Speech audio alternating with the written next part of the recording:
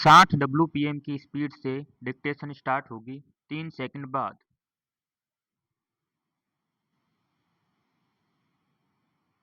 Start. उपाध्यक्ष महोदय, केंद्र सरकार ने पहली बार यह साहस भरा कदम उठाने का निश्चय किया है कि रेलवे लाइन को उखाड़ने या तोड़-फोड़ करने वालों को मृत्यु दंड दिया जाए।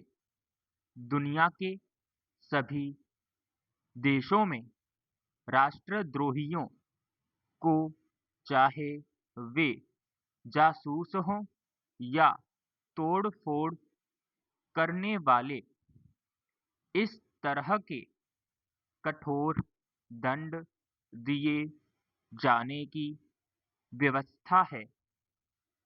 सरकार ने इस आशा से कि लोगों में सार्वजनिक संपत्ति की रक्षा करने की भावना जागेगी, इस तरह की कानूनी व्यवस्था से बचने की कोशिश की।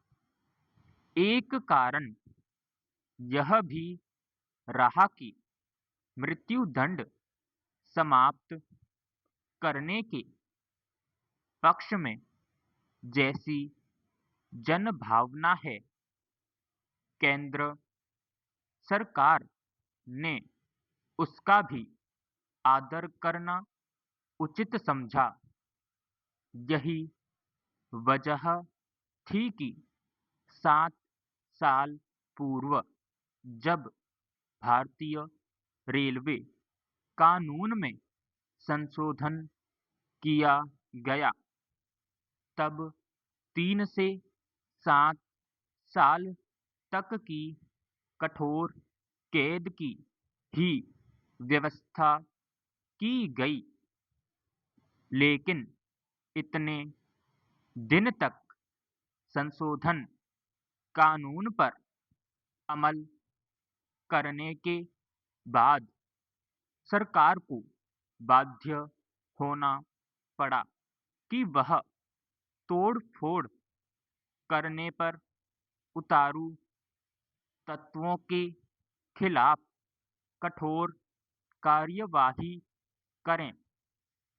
सीमाओं की रक्षा करने वाले जवानों को ले जाने वाली ट्रेनों में भी तोड़-फोड़ की घटनाएं होने के बाद तो सरकार के लिए और भी आवश्यक हो गया कि वह इस दिशा में शीघ्र कोई कदम उठाए। पैरा।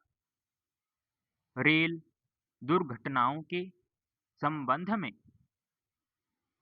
बांचू समिति ने जो रिपोर्ट दी, आवश्यकता इस बात की है कि सरकार उसकी बातों को सामने रखें।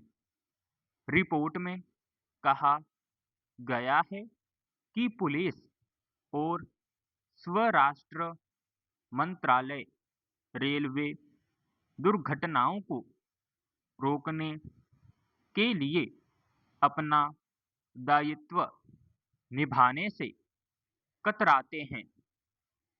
रेलवे जांच के बाद जिन दुर्घटनाओं के लिए तोड़-फोड़ करने वालों को जिम्मेदार ठहराया जाता है, पुलिस अपनी असहमति प्रकट करती है और जहां यह मानती भी है कि दुर्घटना तोड़-फोड़ के कारण हुई, वहां ऐसे लोगों को गिरफ्तार करने में ढिलाई बरतती है।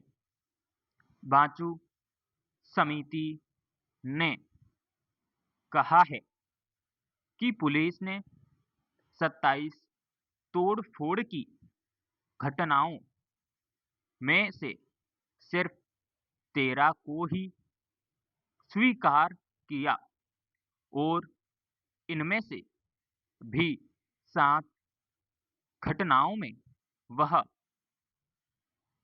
मुलजिमों का पता लगाने में असफल रही।